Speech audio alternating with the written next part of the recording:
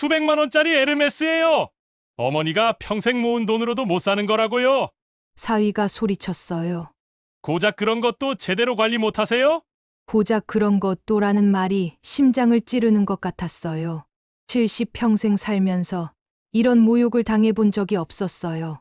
그리고 어머니, 솔직히 말해서 어머니한테 그런 명품이 어울릴 거라고 생각하지도 않았어요. 그냥 기분 좋으라고 준 건데. 이놈이! 제가 소리를 지르자 이서방이 웃었어요. 조롱하는 듯한 웃음소리였어요. 어머니, 화내지 마세요. 사실 말하는 건데 앞으로는 조심하시라고요. 어머니 같은 분이 쓰기에는 동대문 시장 물건이 딱 맞죠? 이 기가 막힌 이야기의 시작. 이제부터 들려드릴게요. 무료 구독과 좋아요로 함께 해주세요. 몇 달 전 사위가 찾아왔어요. 어머니, 저 죽을 것 같아요. 공방 문이 벌컥 열리면서 이서방이 비틀거리며 들어왔어요. 얼굴은 새하얗고 눈은 충혈되어 있었어요. 옷차림도 평소와 달리 구겨져 있고 머리카락은 사방으로 뻗쳐 있었어요. 마치 귀신에라도 쫓기는 사람 같았어요. 저는 놀라서 손에 들고 있던 한지를 떨어뜨렸어요.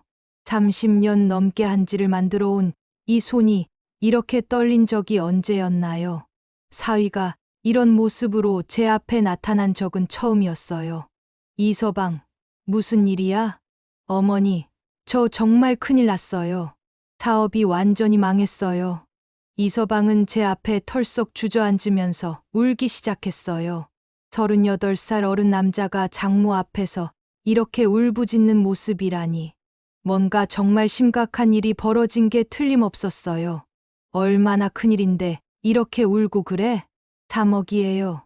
어머니, 빚이 3억이에요. 3억. 그 말을 듣는 순간 머리가 띵해졌어요. 우리 같은 평범한 서민에게 3억은 상상할 수도 없는 돈이었어요. 고인이 된 남편 성호와 제가 평생 모은 돈도 그 절반에 못 미치는데 이서방은 건설 관련 사업을 한다고 했는데 겉으로 보기에는 늘 여유로워 보였어요. 비싼 옷을 입고 외제차를 타고 다니면서 딸 수진이에게도 용돈을 넉넉히 주곤 했거든요. 그런 이서방이 이런 상황이라니 믿기지 않았어요. 어떻게 그런 큰 빚을 졌어? 투자를 잘못했어요. 건설 프로젝트에 올인했는데 완전히 속았어요. 사기를 당한 거예요. 이서방의 목소리가 점점 커졌어요. 화가 난 듯 주먹을 불끈 쥐면서 말했어요. 그놈들이 저를 완전히 이용했어요. 가짜 서류에 가짜 허가증까지.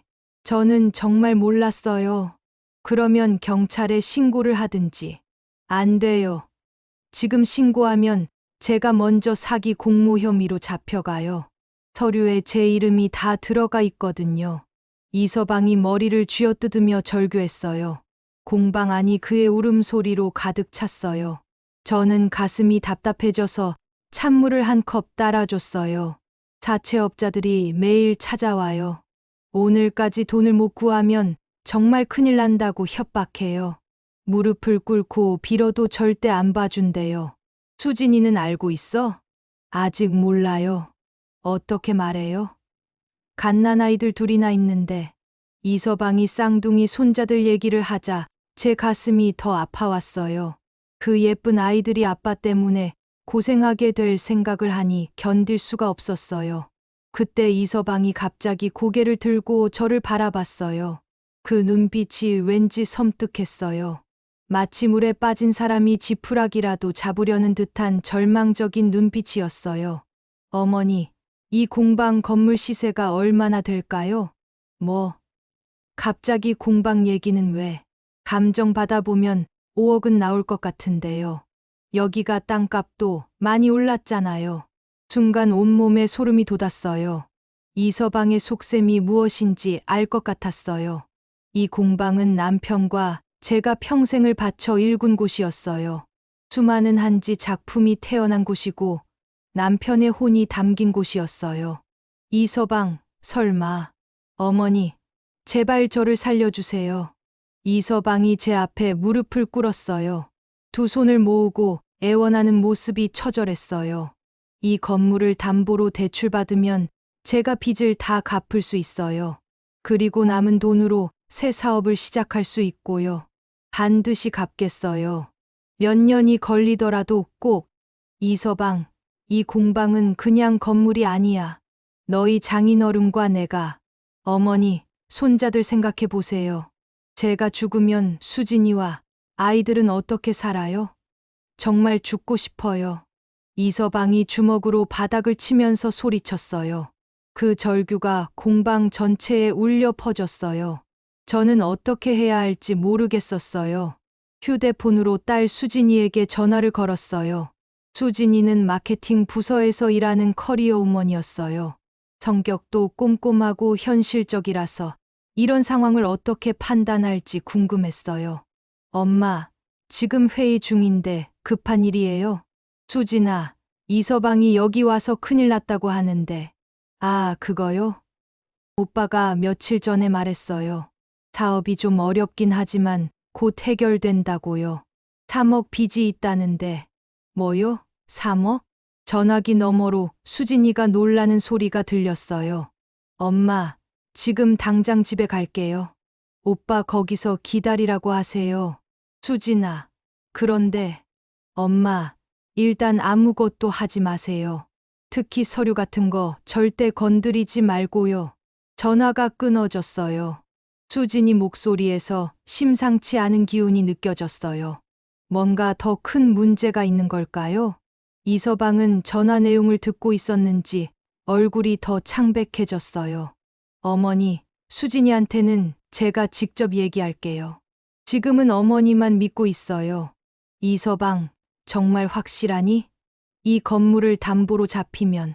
네, 어머니. 새로운 사업, 아이템이 있어요. 이번에는 절대 실패하지 않아요. 제가 목숨 걸고 할게요. 창밖에 당나무들이 바람에 흔들렸어요. 남편과 함께 한 그루씩 정성스럽게 심었던 그 나무들처럼 가족도 함께 뿌리를 내리고 살아가야 하는 거 아닌가요? 하지만 가슴 한편에서는 불안한 감정이 치밀어 올랐어요. 마치 한지를 잘못 들 때처럼 뭔가 어긋난 느낌이었어요. 엄마, 오빠 말이 진짜인 것 같아요. 사채업자가 실제로 집까지 찾아왔대요. 아이들이 무서워해서 어떻게 하나 싶어요. 수진이도 결국 남편 편을 들더라고요. 그래도 딸이 그렇게 말하니까 해줘야겠다는 생각이 들더군요. 은행에서 상담을 받았어요. 담보 대출 절차가 생각보다 복잡하더라고요. 서류만 한 보따리였어요. 하지만 이서방이 모든 걸 알아서 해준다고 저는 그냥 도장만 찍으면 되는 거래요. 어머니, 이걸로 정말 새 출발할 수 있어요. 절대 실망시켜 드리지 않을게요. 어머니, 정말 감사해요. 평생 이 은혜 잊지 않을게요. 이서방이 대출 서류를 들고 흥분한 목소리로 말했어요. 3억 5천만 원. 제 평생 본 적 없는 큰 돈이었어요. 은행 직원도 고액이라서 신중하게 결정하라고 몇 번이나 당부했어요. 공방으로 돌아오는 길에 이웃 김 씨 부부를 만났어요. 오래전부터 이 동네에 살았던 분들이라 저와도 친했어요. 오늘 사위차 봤어요. 완전 새 차더라고요. 벤츠였던 것 같은데. 김 씨 아주머니가 부러운 듯 말했어요. 저도 깜짝 놀랐어요. 언제 새 차를 산 거지? 3억 빚이 있다고 울면서 왔는데 새 차요? 언제 바꿨지? 어제 저녁에 봤는데요. 번호판도 새 것 같고 완전 반짝반짝하더라고요. 부럽더라고요. 사업이 정말 잘 되나 봐요. 뭔가 맞지 않았어요. 어제까지만 해도 죽겠다고 울던 사람이 새 차를 샀다고요? 혹시 잘못 본 거 아니에요? 아니에요. 같이 봤어요. 그치, 여보? 김씨 아저씨도 고개를 끄덕였어요. 맞아요. 완전 새 차였어요. 값이 얼마나 나갈지. 우리 같은 사람은 꿈도 못 꾸는 차죠. 집에 와서 이서방에게 물었어요. 이서방, 새 차 샀다면서? 이서방 얼굴이 순간 굳어졌어요. 하지만 금세 웃으면서 대답했어요. 아, 그거요? 사업 파트너 차예요. 잠깐 빌린 거예요. 제 차는 고장나서 사업이 망했다고 하지 않았어? 어머니, 그 파트너는 다른 사업이에요. 이미 계약된 건이라서 어쩔 수 없이. 말이 자꾸 바뀌었어요. 뭔가 이상했어요. 하지만 이미 대출은 실행됐고 이서방 손에 돈이 들어갔어요. 며칠 후 이서방이 큰 쇼핑백을 들고 왔어요. 어머니, 작은 선물이에요. 제가 다시 일어서면 더 좋은 걸로 드릴게요. 쇼핑백 안에는 비싸 보이는 스카프가 들어 있었어요. 만져보니 실크 같았어요. 브랜드 로고도 화려하게 새겨져 있고요. 이거 비싼 거 아니야? 지금 돈이 어려운데. 어머니, 이 정도는 괜찮아요. 앞으로 더 좋은 걸로 효도할게요. 이서방 표정이 자신만만했어요. 며칠 전 울면서 빌던 모습과는 완전히 달랐어요. 뭔가 석연치 않지만 딸 수진이 손자들과 함께 잘 지내고 있다니까 다행이라고 생각했어요. 그런데 일주일 후에 황당한 일이 벌어졌어요. 공방에서 한지 작업을 하다가 실수로 새 스카프에 먹물을 쏟아버렸어요. 급하게 물로 닦아봤지만 얼룩이 빠지지 않았어요. 이서방에게 전화를 걸어 사과했어요. 이서방, 미안해. 스카프에 실수로 먹물을. 뭐라고요? 전화기 너머로 이서방 목소리가 급격히 차가워졌어요. 마치 얼음처럼 차가운 목소리였어요. 그 스카프가 얼마짜리인 줄 아세요? 어머니? 어머니라는 말에 비꼬는 듯한 억양이 섞여 있었어요. 존댓말을 하지만 전혀 존경하는 마음이 느껴지지 않았어요. 그게 미안하다고요? 그걸로 되는 줄 아세요? 이서방이 큰 소리로 웃었어요. 비웃는 소리였어요. 등골이 오싹해졌어요. 그게 수백만 원짜리 에르메스예요. 어머니가 평생 모은 돈으로도 못 사는 거라고요. 수백만 원이라고? 완전히 망가졌잖아요. 이제 어떻게 할 거예요? 배상할 거예요? 배상이라는 말에 가슴이 철렁했어요. 제가 뭘 잘못했다고 배상을 하라는 거죠? 이서방, 내가 준 선물인데, 선물이면 뭐 어떻게 해도 된다는 거예요? 아니면 고작 그런 것도 제대로 관리 못 하세요? 고작 그런 것도라는 말이 심장을 찌르는 것 같았어요. 70평생 살면서 이런 모욕을 당해본 적이 없었어요. 그리고 어머니, 솔직히 말해서 어머니한테 그런 명품이 어울릴 거라고 생각하지도 않았어요. 그냥 기분 좋으라고 준 건데, 뭐라고요? 저한테 명품이 어울리지 않는다고요? 그러면서 왜 줬어요? 그런데 이렇게 함부로 다루실 줄은 몰랐네요. 역시 촌사람들은 뭐가 비싼 건지도 모르고, 촌사람이라고요? 저를 촌사람이라고 부르는 거예요? 이서방, 지금 뭐라고 한 거야? 사실이잖아요. 어머니가 그런 고급 브랜드 아시겠어요? 한지나 만드시던 분이라고요? 제 평생 일을 그렇게 하찮게 말하는 거예요. 어쨌든 이제 어떻게 할 건지 생각해 보세요. 똑같은 걸로 새로 사주실 거 아니면 현금으로 배상하세요. 이서방, 너 지금. 그리고 다음부터는 제가 드리는 선물 함부로 만지지 마세요. 어머니 손에는 너무 비싼 거니까. 이놈이. 제가 소리를 지르자 이서방이 킥킥 웃었어요. 조롱하는 듯한 웃음소리였어요. 어머니, 화내지 마세요. 사실 말하는 건데, 앞으로는 조심하시라고요. 어머니 같은 분이 쓰기에는 동대문 시장 물건이 딱 맞죠. 동대문 시장 물건이요? 저를 완전히 무시하는 거예요. 그럼 저는 바쁘니까 이만. 배상은 꼭 해주세요. 안 그러면 수진이한테 얘기할 수밖에 없어요. 뚝. 전화가 끊어졌어요. 손이 덜덜 떨렸어요. 분노로 온몸이 떨렸어요. 이게 사람이 할 말인가요? 제가 3억 넘는 돈을 빌려준 사위가 저한테 하는 말이었어요. 휴대폰을 바닥에 내던지고 싶었어요. 아니, 이서방 그놈을 당장 찾아가서 뺨을 때리고 싶었어요. 저녁에 수진이가 왔어요. 아이들을 데리고 왔는데 아이들 옷이 전부 새 거였어요. 비싸 보이는 브랜드 옷들이었어요. 수진아, 애들 옷 새로 샀네? 오빠가 사줬어요. 요즘 애들이 크니까 옷이 부족해서 돈이 어렵다고 하지 않았어? 수진이가 잠깐 멈췄어요. 표정이 어두워지면서 뭔가 고민하는 것 같았어요. 엄마, 사실 저도 잘 모르겠어요. 오빠가 자세한 얘기를 안 해줘요. 물어보면 그냥 해결됐다고만. 해결됐다고? 벌써? 네. 어머니가 도와주신 덕분에 다 해결됐다고 해요. 정말 감사하다고. 그런데 수진이 표정이 밝지 않았어요. 뭔가 숨기는 게 있는 것 같았어요. 수진아, 혹시 다른 문제는 없지? 엄마, 사실 이상한 게 있어요. 수진이가 주위를 둘러보고 작은 목소리로 말했어요. 오빠가 요즘 자주 늦게 들어와요. 어디 가는지도 안 알려주고, 그리고 전화통화도 자주 하는데 저만 보면 끊어버려요. 가슴이 답답해졌어요. 뭔가 잘못되고 있는 느낌이었어요. 그리고 엄마, 집에 모르는 사람들이 자꾸 찾아와요. 오빠는 없을 때만요. 무서운 사람들 같았어요. 무서운 사람들? 네.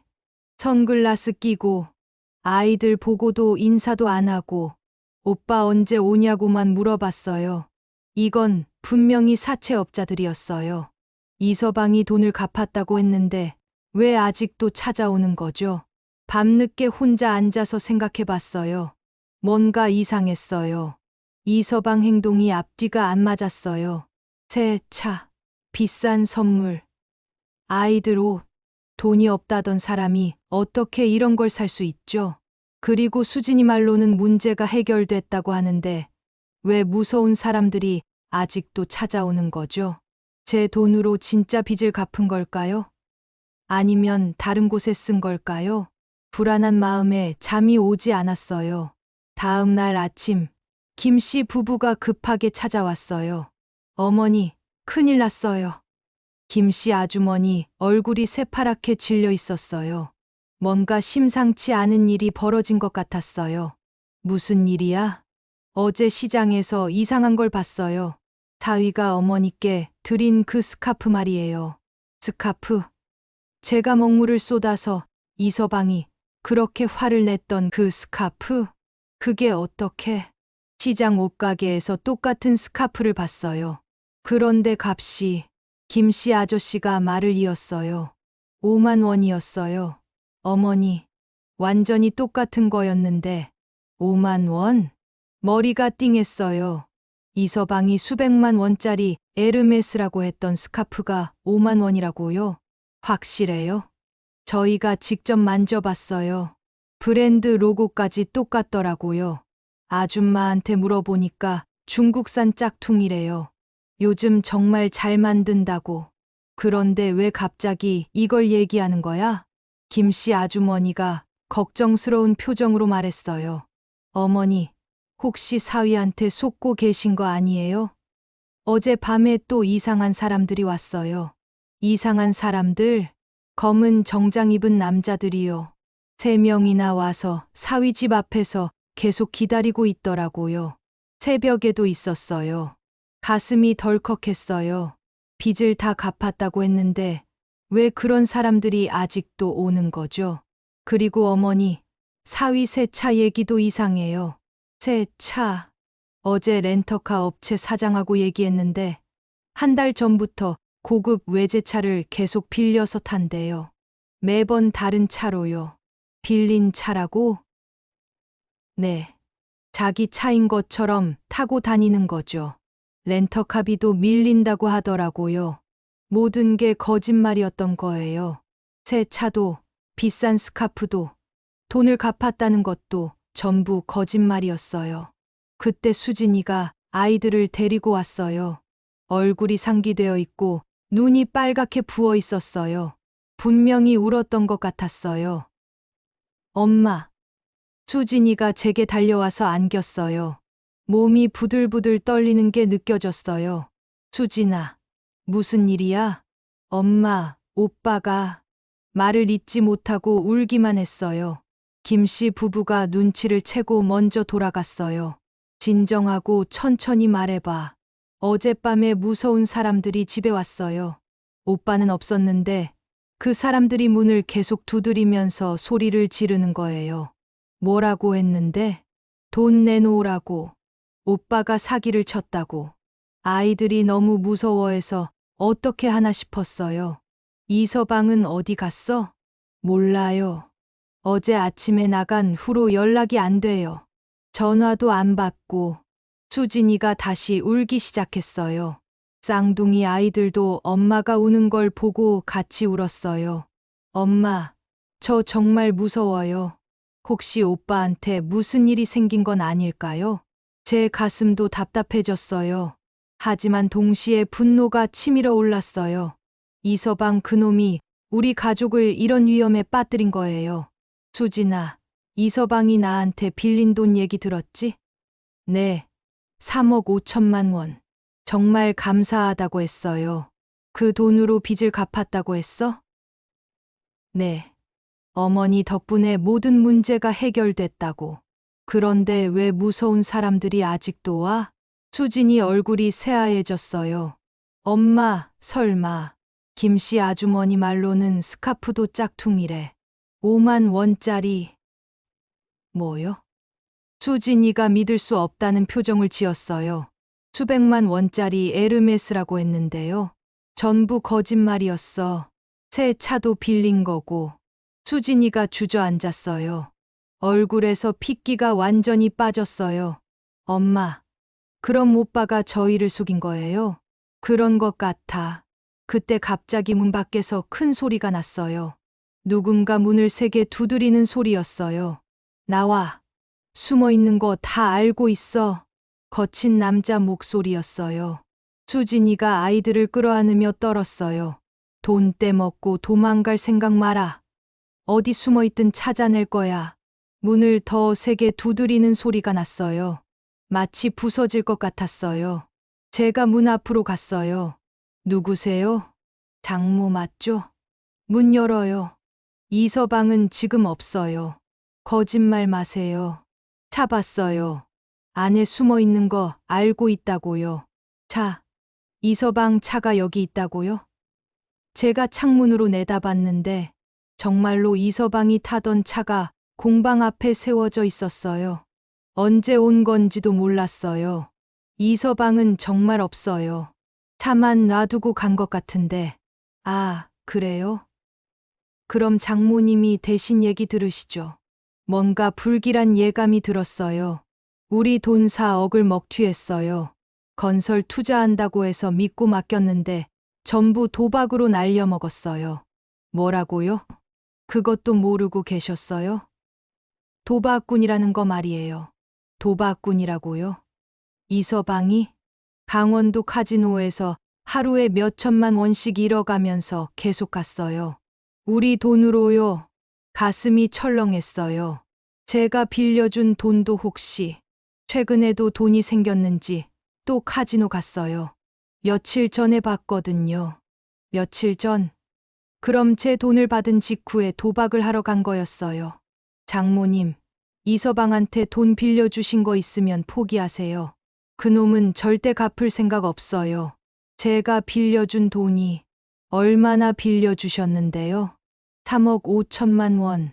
문 밖이 잠깐 조용해졌어요. 그러더니 폭소가 터져 나왔어요. 하하, 장모님도 당하셨구나. 그놈이 장모님한테도 사기를 쳤네요. 사기라고요? 그럼요. 빚 갚는다고 하면서 전부 도박으로 날린 거죠. 우리도 똑같이 당했어요. 머리가 어지러웠어요. 이서방이 제 돈으로 도박을 했다고요? 장모님, 그 돈 다시 받을 생각 마세요. 그놈은 이미 파산 상태예요. 집도 전세고 아무것도 없어요. 그럼 제 공방은? 공방이요? 혹시 담보로 잡혔나요? 대답할 수가 없었어요. 다리에 힘이 빠져서 주저앉을 것 같았어요. 장모님, 답 안 하셔도 알겠네요. 그럼 이제 그 공방도 은행에서 가져갈 거예요. 아니야. 제가 소리를 질렀어요. 이서방 그놈을 찾아서 돈을 받아내야 해. 장모님, 현실을 받아들이세요. 그놈은 이미 사라졌어요. 아마 다른 지역으로 도망갔을 거예요. 문 밖에서 발걸음 소리가 멀어졌어요. 그들이 떠나간 것 같았어요. 저는 그 자리에 주저앉아서 하늘이 무너지는 기분이었어요. 평생 모은 재산, 남편과 함께 일군 공방, 모든 게 사라지는 거였어요. 수진이가 제 옆에 앉아서 같이 울었어요. 엄마, 미안해요. 제가 오빠를 잘못 봤어요. 하지만 미안하다고 해서 사라진 돈이 돌아오는 건 아니었어요. 그리고 더 무서운 건 앞으로 어떻게 살아가야 할지 모르겠다는 거였어요. 사흘 후 이서방이 나타났어요. 그것도 밤중에 몰래요. 새벽 2시쯤 공방 뒷문을 살살 여는 소리에 잠이 깼어요. 처음엔 도둑인 줄 알고 무서웠는데 손전등 불빛에 비친 얼굴이 이서방이었어요. 이서방. 제가 소리를 지르자 이서방이 깜짝 놀라면서 손전등을 떨어뜨렸어요. 어머니. 깨우지 않으려고 조용히. 지금이 몇 시인데 몰래 들어와? 수진이가 얼마나 걱정했는지 알아? 이서방 얼굴을 자세히 보니 완전히 망가져 있었어요. 수염은 덥수룩하고 옷은 며칠째 갈아입지 않은 것 같았어요. 눈도 푹 들어가 있고요. 어머니, 죄송해요. 죄송하긴. 내가 우리한테 거짓말한 거 다 들켰어. 이서방이 움찔했어요. 무슨 말씀이세요? 스카프가 짝퉁이라는 것도 알고, 차도 빌린 거라는 것도 알아. 그리고 내가 도박을 한다는 것도. 이서방 얼굴이 새하얘졌어요. 이제 더 이상 숨길 수 없다는 걸 아는 것 같았어요. 내 돈으로 카지노 갔지? 빚 갚는다고 해놓고 이서방이 그 자리에 주저앉았어요. 그리고 울기 시작했어요. 하지만 이번에는 동정심이 들지 않았어요. 화만 났어요. 어머니, 정말 죄송해요. 처음엔 진짜 빚을 갚으려고 했어요. 처음엔. 근데 돈을 받고 나니까 욕심이 생겼어요. 조금만 따면 빚도 갚고 더 많은 돈을 만들 수 있을 것 같았어요. 그래서 도박을 했다고? 한 번만 하려고 했어요. 정말로요. 그런데 이서방이 머리를 감싸 쥐었어요. 계속 잃었어요. 그래서 본전 생각에 더 했는데 결국 다 잃었어요. 다 잃었다고? 네. 3억 5천만 원 전부 다. 저는 현기증이 났어요. 제 평생 재산이 다 사라진 거였어요. 그럼 지금까지 어디서 뭘 했어? 돈을 구하려고 여기저기 뛰어다녔어요. 친구들한테 빌려달라고 했는데 아무도 안 빌려줘요. 당연하지. 도박꾼한테 누가 돈을 빌려줘? 그때 갑자기 앞문에서 큰 소리가 났어요. 야, 차 있는 거 봤어. 나와. 사채업자들이었어요. 어떻게 알고 왔을까요? 이서방이 바들바들 떨기 시작했어요. 어머니, 저 숨겨주세요. 제발, 숨겨달라고. 지금 상황이 뭔지 알아? 제발요. 저 잡히면 죽어요. 문을 더 세게 두드리는 소리가 났어요. 문 안 열면 부숴버린다. 저는 어떻게 해야 할지 몰랐어요. 이서방을 미워하지만 그래도 사위인데 저 사람들한테 넘겨줄 수는 없었어요. 이서방, 뒷문으로 나가. 어머니, 빨리. 그리고 수진이한테 가서 사실대로 다 말해. 더 이상 거짓말하지 말고. 이서방이 고개를 끄덕이고 뒷문으로 나갔어요. 저는 앞문으로 가서 문을 열었어요. 이서방 어디 갔어요? 3명의 남자가 서 있었어요. 덩치도 크고 얼굴도 무서웠어요. 아까 여기 왔는데 없어요. 거짓말하지 마세요. 차가 있잖아요. 차는 놔두고 도망갔어요. 한 남자가 공방 안을 둘러봤어요. 여기가 그 담보 잡힌 공방이네요. 이제 곧 경매 나갈 거예요. 경매라는 말에 가슴이 철렁했어요. 언제요? 글쎄요. 은행에서 알아서 하겠죠. 어차피 돈 못 갚으면 이 공방은 은행 거예요. 그들이 돌아간 후 저는 혼자 앉아서 울었어요. 이제 정말 모든 게 끝이었어요. 다음 날 아침 수진이가 왔어요. 얼굴이 부어 있는 걸 보니 밤새 울었나 봤어요. 엄마, 오빠가 어젯밤에 집에 왔었어요. 그래? 뭐라고 하던? 다 말했어요. 도박한 것도, 거짓말한 것도, 정말 미안하다고. 그래서 이혼하기로 했어요. 저는 놀랐어요.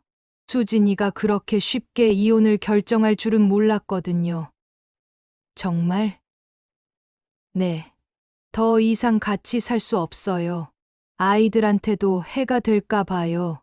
그럼 아이들은 제가 키울게요. 회사 다니면서 어렵겠지만 수진이가 또 울기 시작했어요. 엄마, 정말 죄송해요. 제가 오빠를 잘못 봤어요. 어머니한테 이런 피해를. 수진아, 내 잘못이 아니야. 아니에요. 제가 더 꼼꼼히 확인했어야 했어요. 그럼 어머니가 이런 일 당하지 않으셨을 텐데. 그때 전화벨이 울렸어요. 은행에서 온 전화였어요. 네, 안녕하세요. 김정옥 님이시죠? 담보, 대출 관련해서 연락드렸어요. 네, 연체가 시작됐는데요. 이자 납입이 안 되고 있어서 법적 절차를 시작해야 할 것 같아요. 법적 절차요? 네. 담보물 처분 절차 말이에요. 경매 공고가 곧 나갈 예정이에요. 전화를 끊고 나니 다리에 힘이 빠졌어요. 정말로 공방을 잃게 되는 거였어요. 수진이가 제 손을 잡았어요. 엄마, 제가 뭔가 방법을 찾아볼게요. 무슨 방법? 변호사 친구가 있어요. 상담 받아볼게요. 소용없을 거야. 이미 서류에 도장을 찍었는데, 그래도 해봐야죠. 오빠가 사기를 친 거잖아요. 그날 오후 수진이가 변호사 친구와 함께 왔어요. 김 변호사라는 분이었는데, 수진이 대학 동기라고 했어요. 김 변호사가 서류들을 살펴봤어요. 이거 완전히 사기네요. 사기요? 네. 용도를 속이고 대출을 받았으니까요. 그리고 허위 서류도 많고요. 그럼 돈을 받을 수 있어요? 쉽지 않을 거예요. 이미 돈이 없다고 하니까. 하지만 형사 고발은 할 수 있어요. 형사 고발이요? 네. 사기죄로요. 징역도 살 수 있어요. 수진이가 망설였어요. 그럼 오빠가 감옥에 가는 거예요? 그렇죠. 사기 금액이 크니까 실형받을 확률이 높아요. 저는 복잡한 심정이었어요. 이서방을 미워하지만 그래도 손자들 아버지인데 시간을 갖고 생각해 보세요. 하지만 너무 늦으면 증거가 사라질 수도 있어요. 김 변호사가 돌아간 후 수진이와 저는 오랫동안 얘기했어요. 엄마, 어떻게 할까요? 모르겠다. 내 남편이니까 내가 결정해. 저는 아이들 생각을 하면 수진이가 고민하는 모습을 보니 마음이 아팠어요. 젊은 나이에 이런 일을 당하다니. 그날 밤 저는 잠이 오지 않아서 공방을 둘러봤어요. 남편과 함께 만든 한지 작품들, 오래된 도구들, 추억이 담긴 모든 것들이 곧 사라질 거라고 생각하니 견딜 수가 없었어요. 하지만 동시에 분노도 치밀어 올랐어요. 이서방 그놈을 절대 용서할 수 없었어요. 반드시 대가를 치르게 해야겠다고 다짐했어요. 일주일 후 김 변호사가 다시 찾아왔어요. 이번엔 중요한 소식을 가지고 왔대요. 어머니, 좋은 소식이 있어요. 무슨 소식이에요? 사위 관련해서 증인들을 찾았어요. 그리고 추가 피해자들도요. 김 변호사가 서류 뭉치를 테이블에 올려놨어요. 먼저 김 씨 부부가 증인으로 나서겠다고 했어요. 짝퉁 스카프 구입 증거도 있고 렌터카 사용 증거도 확보했어요. 그때 문이 열리면서 낯선 할아버지가 들어왔어요. 60대 후반쯤 되어 보이는데 얼굴이 익숙했어요. 어머니, 안녕하세요. 혹시 박노인님? 네, 맞아요. 성우 형님 제자였던 박종수예요. 박노인님은 고인 남편 성우의 제자로 한 지 기법을 배운 분이었어요. 지금은 다른 지역에서 작은 공방을 운영하고 계신다고 들었어요. 어떻게 오셨어요? 소문 들었어요. 어머니가 사위 때문에 큰일 당하셨다고. 그래서 도움이 될까 해서 왔어요. 박노인님이 가방에서 서류를 꺼냈어요. 사실 이서방 그놈이 저한테도 사기를 쳤어요. 네. 석 달 전에 찾아와서 큰 건설 프로젝트에 투자하면 몇 배로 불려준다고 했어요. 한지 관련 문화센터를 짓는다면서요. 그래서요? 2천만 원을 투자했어요. 어머니 사위라고 하니까 믿었거든요. 제 얼굴이 화끈거렸어요. 남편 제자한테까지 피해를 준 거였어요. 그런데 연락이 안 되더라고요. 그래서 알아봤더니 그런 프로젝트는 아예 없었어요. 김 변호사가 관심을 보였어요.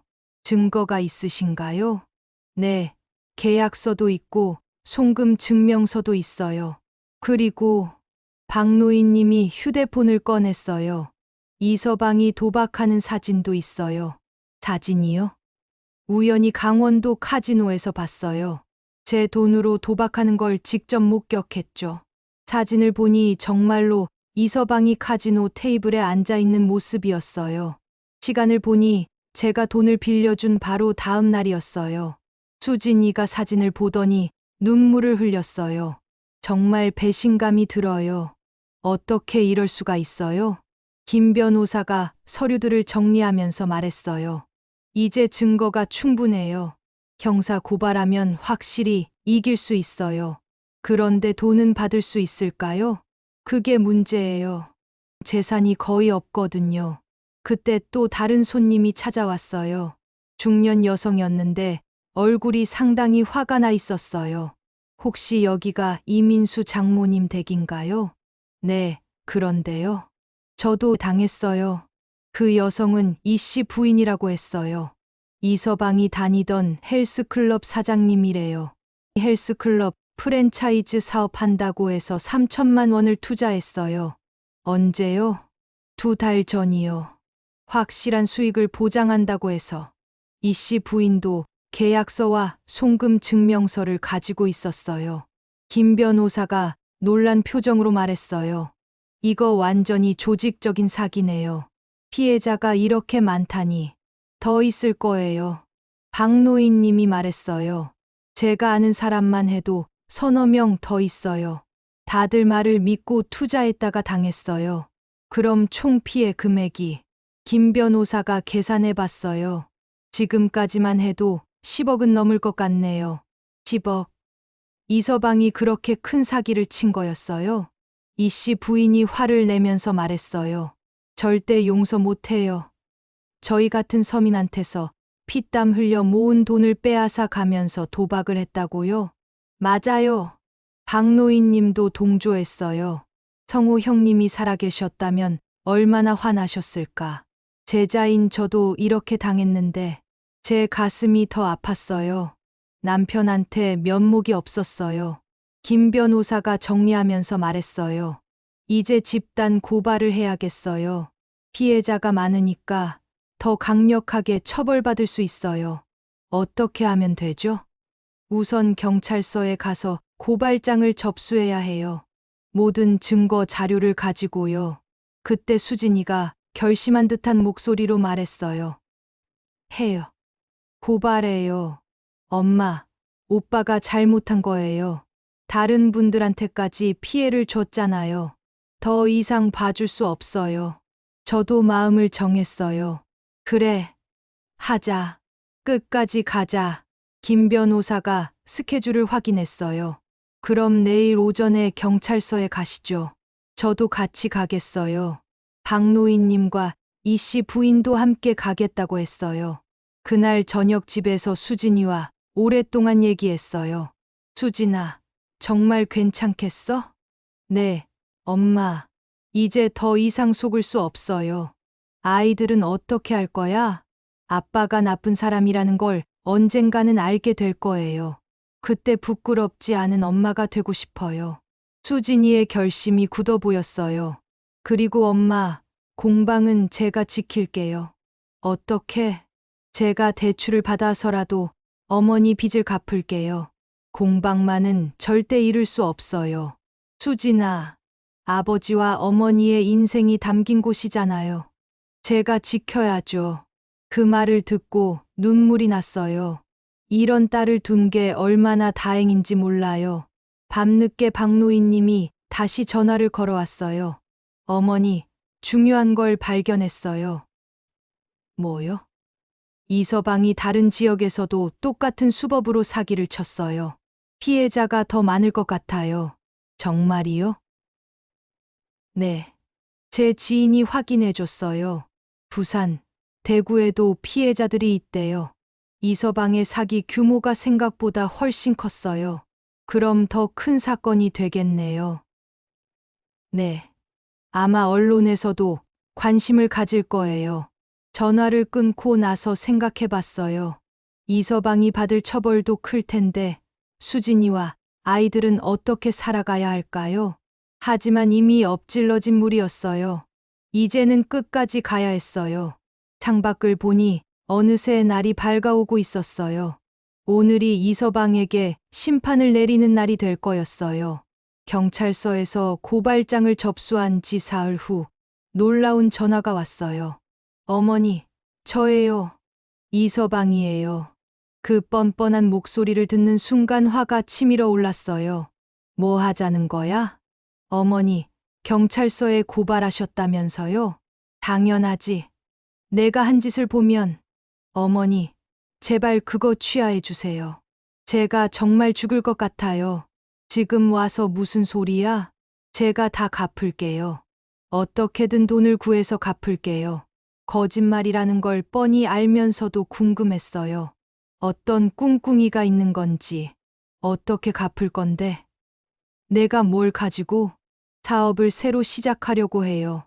정말 확실한 거예요. 이번에는 절대 실패 안 해요. 또 사업 얘기였어요. 이 사람은 정말 끝까지 거짓말만 하네요. 믿을 수 없어. 어머니, 제발요. 한 번만 더 기회를 주세요. 수진이랑 아이들 생각해서라도. 그때 옆에서 듣고 있던 수진이가 전화를 받았어요. 오빠, 수진아, 내가 받았구나. 수진아, 제발 어머니 설득해줘. 나 정말 죽을 것 같아. 오빠, 이제 그만해요. 수진아, 우리 이혼한다고 했지만, 그래도 아이들 아빠잖아. 아빠가 감옥에 가면 애들이 얼마나 상처받겠어? 수진이 잠깐 망설였어요. 역시 아이들 생각을 하니까 마음이 흔들리나 봤어요. 저는 수진이한테서 전화를 받았어요. 이서방, 너 지금 어디 있어? 그건 말할 수 없어요. 숨어서 전화하는 거지? 어머니, 정말 마지막이에요. 한 번만 더 믿어주세요. 그때 갑자기 좋은 생각이 떠올랐어요. 김 변호사와 상의했던 계획 말이에요. 그래, 알겠다. 정말이에요? 단, 조건이 있어. 무슨 조건이든 들어드릴게요. 집으로 와. 그래서 우리 가족 앞에서 제대로 사과해. 네, 갈게요. 지금 당장 갈게요. 그리고 지금까지 속인 거 전부 다 털어놔야 해. 더 이상 거짓말 말고. 네, 알겠어요. 정말 감사해요. 어머니, 전화를 끊고 나서 수진이가 걱정스러운 표정으로 말했어요. 엄마, 정말 괜찮아요? 또 속는 거 아니에요?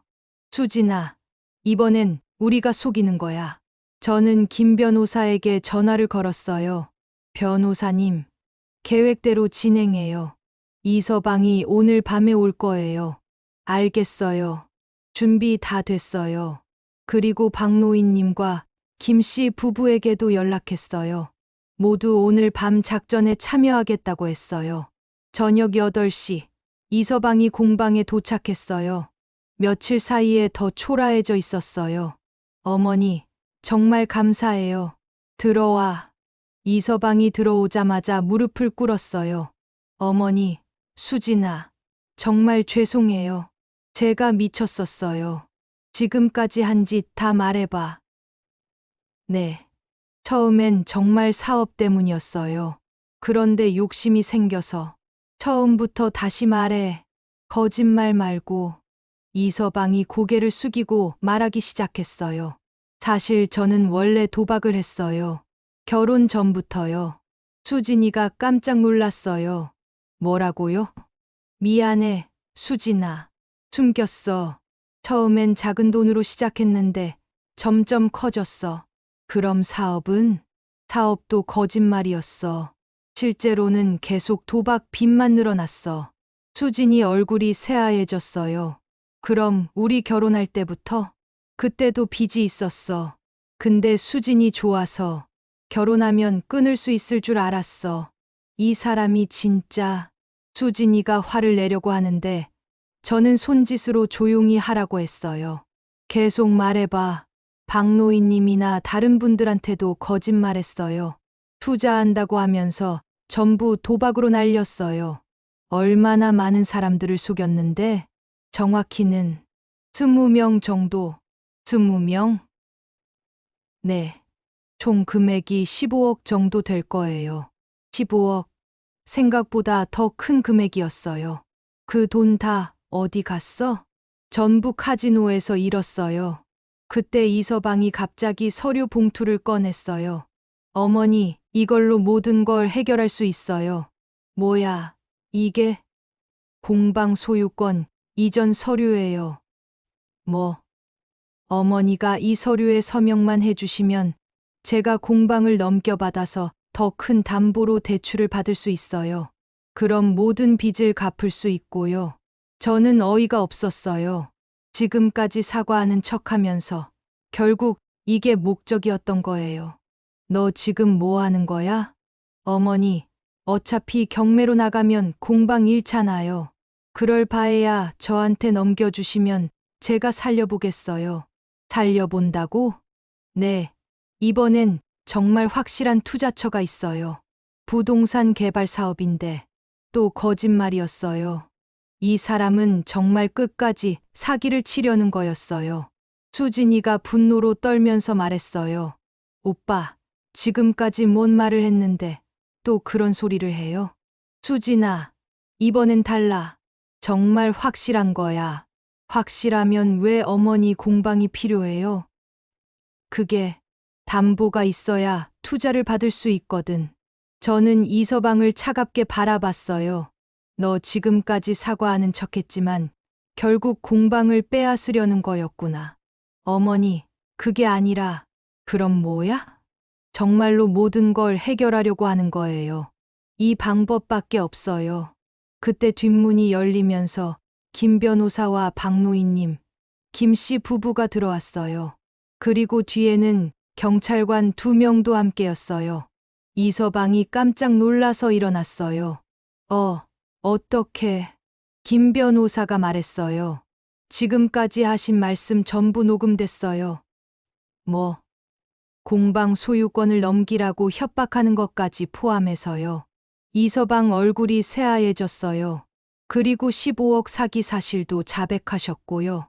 경찰관이 앞으로 나왔어요. 이민수 씨, 사기 및 공갈 혐의로 체포합니다. 안 돼요. 이서방이 도망가려고 했지만 이미 늦었어요. 수갑이 채워졌어요. 어머니, 제발 도와주세요.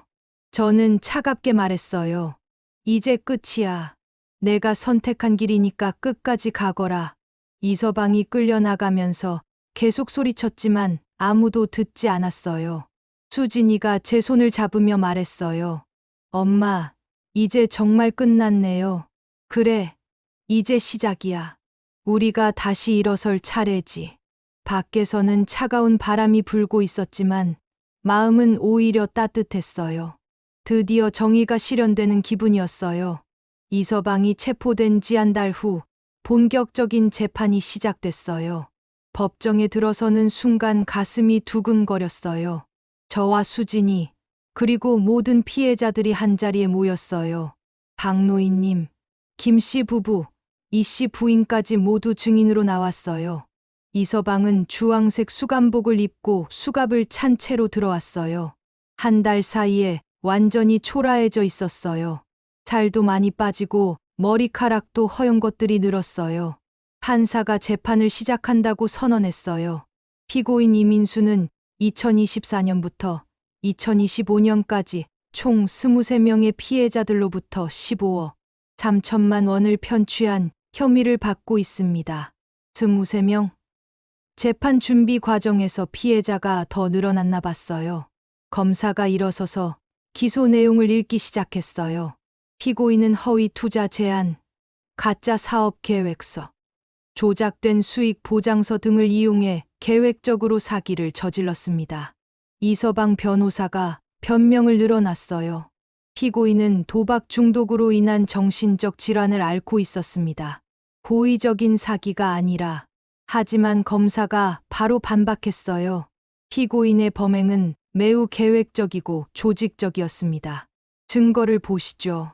그때 김 변호사가 준비한 증거들이 나왔어요.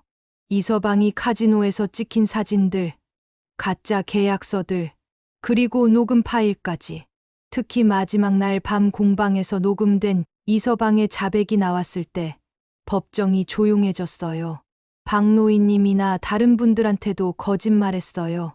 투자한다고 하면서 전부 도박으로 날렸어요. 얼마나 많은 사람들을 속였는데. 녹음이 나오자 이서방이 고개를 푹 숙였어요. 제가 증인석에 섰을 때 검사가 질문했어요. 피고인과는 어떤 관계신가요? 사위입니다. 사위가 장모님께 어떤 피해를 주었나요? 공방 건물을 담보로 3억 5천만 원을 빌려갔습니다. 빚을 갚겠다고 해서 믿었는데 목이 메었어요. 그 순간에 배신감이 다시 떠올랐어요. 그 돈을 어떻게 사용했다고 알고 계신가요? 전부 도박으로 날렸다고 자백했습니다. 피고인의 행동으로 인해 어떤 피해를 입으셨나요? 70평생 모은 재산을 잃었고 남편과 함께 일군 공방마저 잃을 뻔했습니다. 그때 이서방이 갑자기 일어서서 소리쳤어요. 어머니, 정말 죄송해요. 제발 용서해 주세요. 판사가 조용히 하라고 했지만 이서방은 계속 울부짖었어요. 저도 어쩔 수 없었어요. 도박이 멈춰지지 않았어요. 피고인, 조용히 하십시오. 이서방이 다시 앉았지만 계속 흐느끼고 있었어요. 다음은 수진이 차례였어요. 피고인과는 어떤 관계인가요? 남편입니다. 아니, 이혼 절차 중입니다. 남편의 범행을 알고 계셨나요? 전혀 몰랐습니다. 사업이 잘 된다고만 들었어요. 언제 진실을 알게 되셨나요? 어머니가 피해를 당한 후에 알았습니다. 그제서야 평소 이상했던 행동들이 이해됐어요. 어떤 행동들이었나요? 밤늦게 들어오거나 전화를 숨기거나 갑자기 비싼 물건을 사오거나. 수진이도 울면서 증언했어요. 박노인님이 증인석에 섰을 때 분노가 느껴졌어요. 피고인이 어떻게 접근했나요? 죽은 스승님의 사위라고 하면서 신뢰를 얻었습니다. 그래서 믿고 투자했는데 투자 내용은 무엇이었나요? 한지문화센터 건설 프로젝트라고 했습니다. 전통 문화를 보존한다는 명목이었죠. 실제로는 그런 프로젝트는 존재하지 않았습니다. 완전한 거짓말이었어요. 이 씨 부인도 비슷한 증언을 했어요. 헬스클럽 프랜차이즈 사업이라고 했는데 알고 보니 전부 거짓이었어요. 3천만 원이 제게는 큰 돈이었는데 김 씨 부부는 이서방의 생활 패턴에 대해 증언했어요. 항상 다른 차를 타고 다녔어요. 나중에 알고 보니 전부 렌터카였고요. 명품처럼 보이는 물건들도 전부 짝퉁이었어요. 모든 증인 신문이 끝나고 이서방이 최후 진술을 했어요. 정말 죄송합니다. 제가 도박에 빠져서 정신을 잃었습니다. 그러면서 저를 바라봤어요.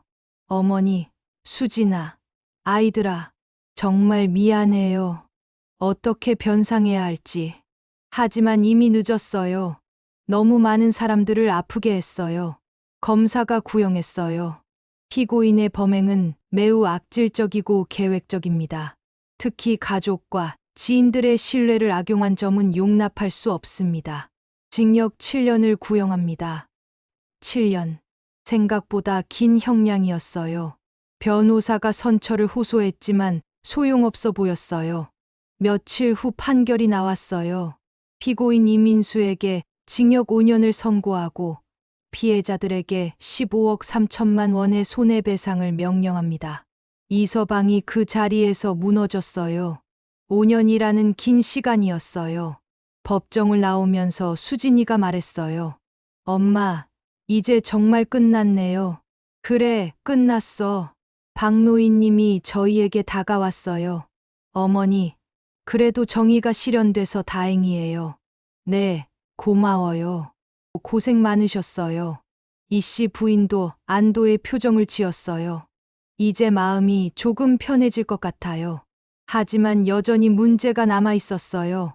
이서방은 감옥에 갔지만 잃어버린 돈은 돌아오지 않을 가능성이 컸어요. 김 변호사가 설명해 줬어요. 판결은 났지만 실제 배상은 어려울 것 같아요. 피고인에게 재산이 거의 없거든요. 그럼 우리 돈은? 국가에서 일부 지원해주는 제도가 있긴 한데 전액 회수는 힘들 거예요. 그래도 중요한 건 정의가 실현됐다는 거였어요. 이서방이 제대로 벌을 받았고 더 이상 다른 사람들을 속일 수 없게 됐어요. 법원을 나오는 길에 언론사 기자들이 인터뷰를 요청했어요.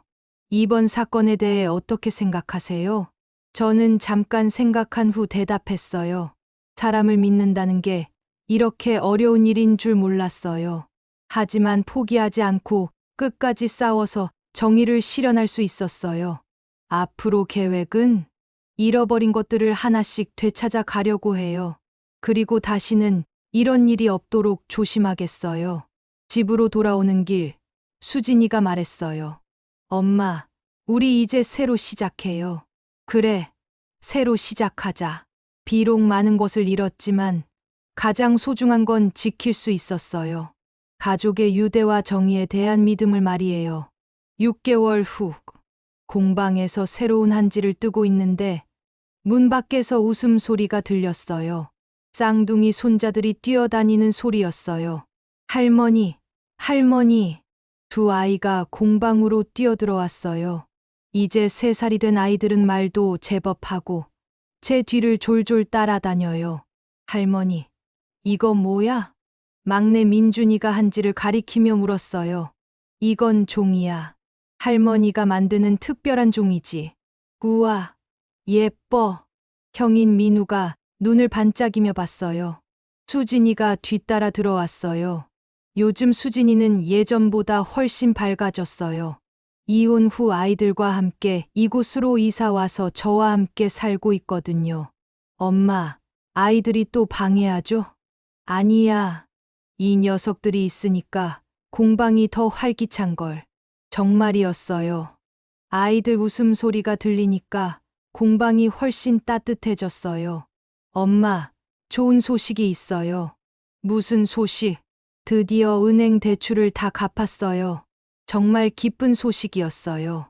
수진이가 직장을 옮겨서 월급을 더 많이 받게 되고 제가 한지 작품을 팔아서 번 돈까지 합쳐서 드디어 빚을 다 갚은 거였어요. 정말? 네. 이제 공방은 완전히 우리 거예요. 저는 눈물이 날 것 같았어요. 이서방 때문에 잃을 뻔했던 공방을 다시 지켜낸 거였어요. 그때 문이 열리면서 박노인님이 들어오셨어요. 요즘 박노인님은 일주일에 한 번씩 찾아와서 함께 한지 작업을 하세요. 어머니, 안녕하세요. 어서 와요. 박노인님은 지팡이를 짚고 계시지만 여전히 한지 만드는 솜씨는 뛰어나세요. 오늘은 뭘 만들어 볼까요? 저번에 시작한 병풍마저 완성해요. 우리는 함께 작업대에 앉았어요. 어머니, 요즘 마음이 많이 편해 보이세요. 그래요.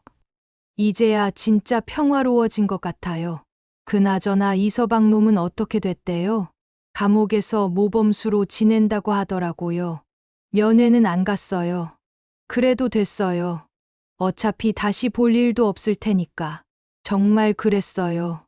이서방은 이제 저희 인생에서 완전히 사라진 사람이었어요. 점심시간에 김씨 부부가 찾아왔어요. 이제는 거의 가족같이 지내요. 어머니, 김치찌개 끓였는데 같이 드실래요? 고마워요. 우리는 모두 함께 밥을 먹었어요. 아이들도 김씨 아주머니를 좋아해서 무릎에 앉아서 밥을 먹었어요. 그런데 어머니, 요즘 한지 주문이 많이 들어온다면서요? 네, 온라인으로도 팔고 있어요. 수진이가 도와줘서 인터넷에 홍보도 하고. 수진이가 웃으면서 말했어요. 회사에서 배운 마케팅 기법을 써봤더니 반응이 좋더라고요. 그래서 요즘 주문이 밀려서 바빠요. 정말 다행이었어요. 예전보다 수입도 늘어나고 한지에 대한 관심도 많아졌어요. 그리고 다음 달에 전시회도 열어요. 전시회요? 박노인님이 관심을 보이셨어요. 네, 시에서 전통 공예 전시회를 여는데 참여하기로 했어요. 와, 대단하네요. 저는 기대됐어요. 남편과 함께 만든 작품들을 사람들에게 보여줄 수 있는 기회였거든요. 오후에는 새로운 손님이 왔어요. 젊은 여성이었는데 한지에 관심이 많다고 했어요. 한지 배우고 싶어서 왔어요. 정말요? 네, 요즘 전통 공예에 관심이 많아져서요. 체험 수업 같은 거 받을 수 있을까요? 수진이가 나서서 대답했어요. 물론이죠. 저희가 체험 프로그램도 운영해요. 이것도 수진이 아이디어였어요. 한지 만들기 체험 프로그램을 만들어서 수입을 늘리는 거였어요. 정말 좋겠네요. 언제부터 시작할 수 있어요? 다음 주부터 가능해요. 손님이 돌아간 후 저는 뿌듯했어요. 한지에 관심을 갖는 젊은 사람들이 늘어나고 있다는 게 기뻤어요.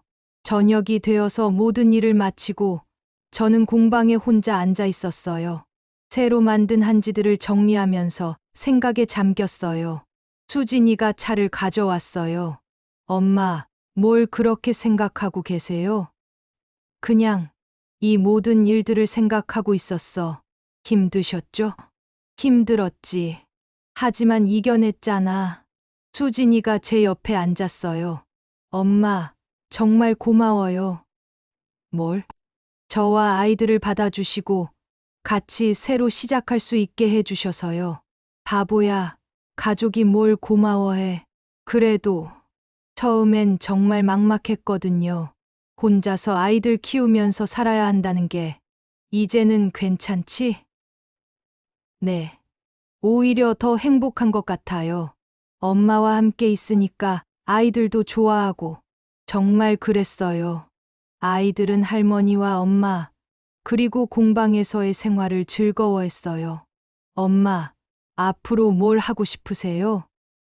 글쎄, 계속 한지를 만들고 싶어. 그리고 너희와 함께 행복하게 살고 싶고, 저도요. 여기서 아이들 키우면서 엄마 일 도와드리고 싶어요. 그래, 그렇게 하자.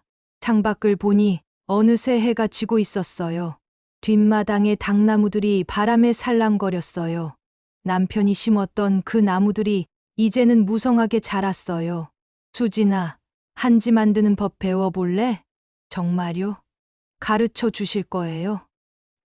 그럼 우리 가문의 기술을 이어받아야지. 수진이가 웃었어요. 좋아요. 아이들도 크면 가르쳐 주세요. 물론이지. 대대로 이어가야지. 그날 밤 저는 새로운 한지를 뜨기 시작했어요. 이번에는 특별한 의미를 담고 싶었어요. 당나무 섬유를 물에 불리고 정성스럽게 저었어요. 그리고 대발에 고르게 펼쳤어요. 한지가 완성되었을 때 저는 혼자 중얼거렸어요. 종이는 찢어져도 다시 엮으면 더 질겨진다. 정말 그랬어요. 우리 가족도 이서방 때문에 찢어졌지만 다시 엮어서 더 강해졌어요. 수진이와 아이들, 그리고 새로운 이웃들과 친구들. 우리는 새로운 가족이 되었어요. 다음 날 아침, 공방 문을 열자 따뜻한 햇살이 들어왔어요. 아이들이 뛰어와서 제 다리에 매달렸어요. 할머니, 오늘도 종이 만들어요. 그럼 할머니와 함께 예쁜 종이 만들어 보자. 새로운 하루가 시작되었어요. 어제보다 더 희망찬 하루였어요. 공방 한켠에는 남편 성우의 사진이 걸려 있었어요. 사진 속 남편이 미소를 짓고 있는 것 같았어요. 마치 잘했다라고 말하는 것 같았어요. 저는 마음속으로 남편에게 말했어요. 여보, 우리 해냈어. 공방도 지키고 가족도 지켰어. 이제 안심해도 돼. 바람이 불어와 새로 만든 한지들을 살랑 흔들었어요. 그 모습이 마치 남편이 대답하는 것 같았어요. 우리는 다시 일어섰고 더 강해졌어요. 그리고 앞으로도 계속 그럴 거예요. 새로 엮은 종이처럼 우리의 삶도 더욱 아름답고 즐겨질 거예요. 모두의 삶이 더 아름다워지기를 바랍니다. 구독과 좋아요 눌러주시고 다음번 이야기도 함께 꼭 들어주세요.